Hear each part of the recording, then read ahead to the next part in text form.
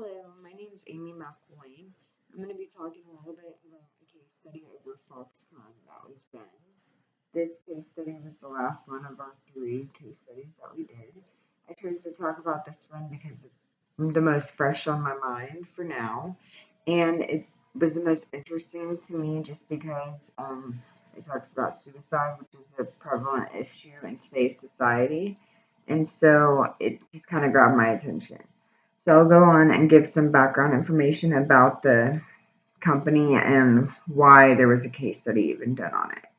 So Foxconn is a large contract manufacturer company in China. It's the largest in the world, and it's apparently so big that if you go to Foxconn, then it's considered like the Foxconn community. It employs over 800,000 people, and it's just a really large facility. Some of their clients are really big customers like Apple, Hewlett Packard. As you can imagine, they do business with some of the biggest names in society right now. They basically were accused of having sweatshop conditions in their facility, and therefore many people were having suicide attempts or they were actually committing suicide and succeeding with those attempts. Foxconn was under a lot of heat for this because the claims were made against them that suicides were happening so often because people were mistreated and they weren't working under proper working conditions. It said that they were working 3 times the legal limit, and many of them were working day in and day and night, but they weren't getting any pay for it or not enough pay. So these problems are similar to sweatshop, which is illegal, as we know. Um, so one of the questions is, will Foxconn's response stop future suicide attempts? So I'll go over some of the aspects of their response, and then I'll tell you why it will work.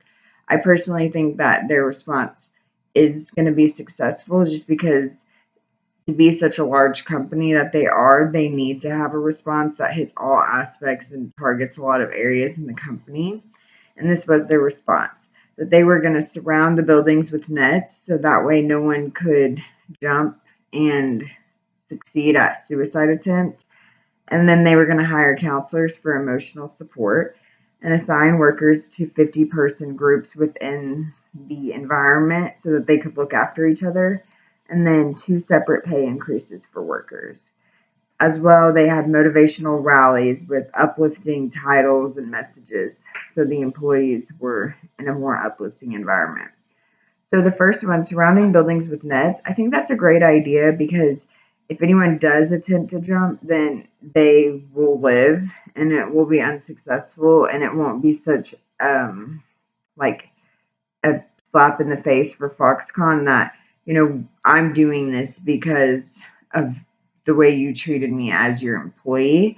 So maybe if they were to commit suicide still, it would be on other areas that aren't so detrimental to Foxconn and say such a statement about their working environment there.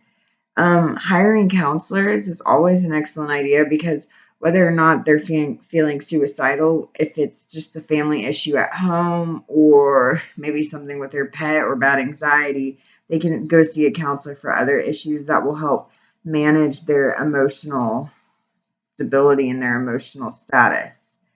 Assigning workers to 50-person groups. This one I'm a little iffy about. I agree and disagree because 50 people to a group, that's a really large group. It can be hard to work in a 50-person group, but if it works, then that's excellent.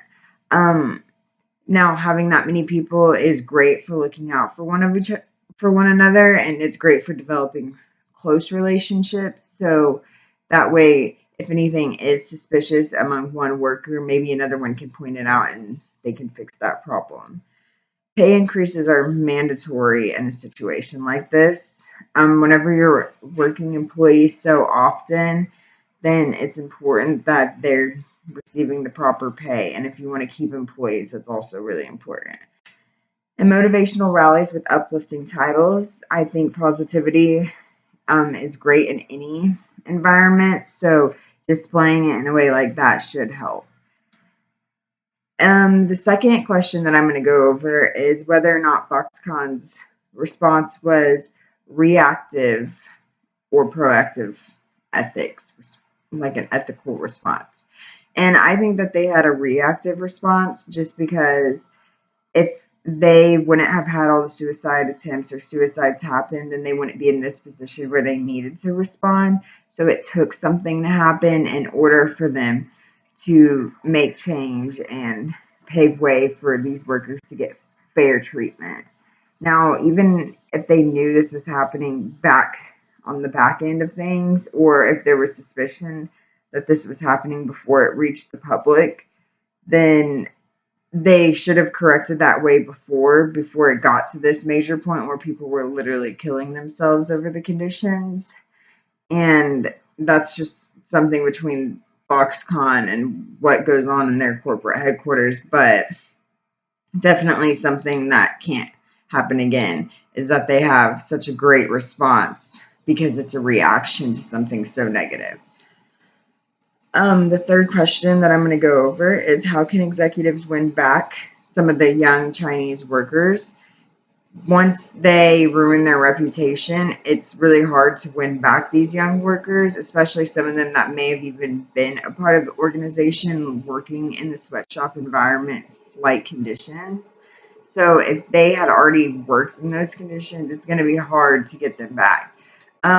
I think the best thing that they can do would be to probably try to encourage people that they are going to stick by their promises and they are going to stick by their response, and they need to stay true to their word. According to Paul Lim, Foxconn cannot lose any business, and they can't afford to have a negative reputation from any employees or any customers. Boycotting and banning their products is really negative for them, and they also don't want that type of negativity in the news or about themselves. So they have to work hard to correct that negative mindset that's gone on about them. But as far as getting young workers back, I think it's going to take a lot of word of mouth because with a environment so large, and if you go on Foxconn's website, then you can really get a more in detailed look at what goes on at Foxconn and how big it is and how in depth it is and how it really has 15 plus buildings and it's almost like a community.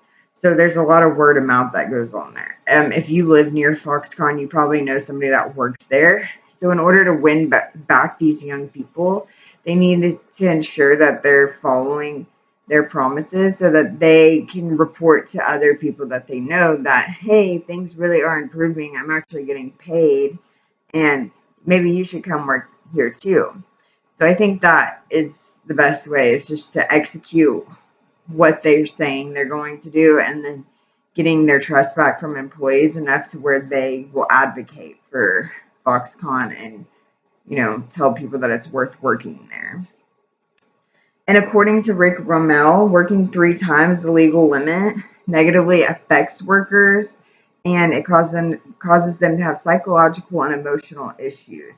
So that's another thing to consider whenever trying to get these young people back, is that, they are emotionally damaged, and it's partially our fault as a company because we, let things get so bad for some employees that they actually committed suicide.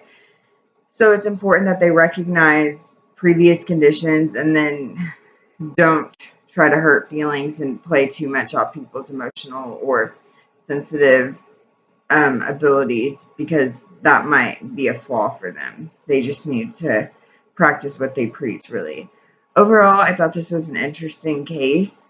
I think that Foxconn did a great job responding the way they did, and it should correct a lot of the issues.